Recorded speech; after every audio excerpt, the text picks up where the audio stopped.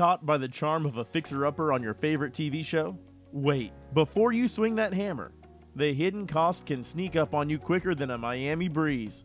From the sunny streets of Miami, JV Realty Services here, and I've seen the alluring potential of fixer-uppers turn into a real nail-biter.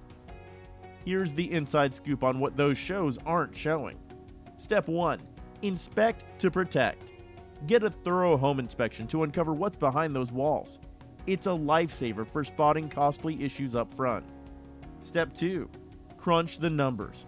Renovation goes beyond paint and tiles.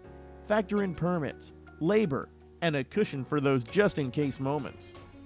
Step 3. Time is money. Delays can happen, and time is not just a ticking clock, but also money flying out of your pocket. Step 4. Go pro.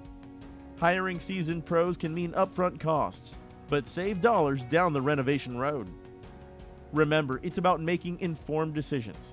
A fixer-upper might be your gateway to a dream home or a solid investment, but let's keep it real. Craving more insights? Or ready to share your fixer-upper story? Slide into the comments or hit that DM button. Let's make real estate magic happen together.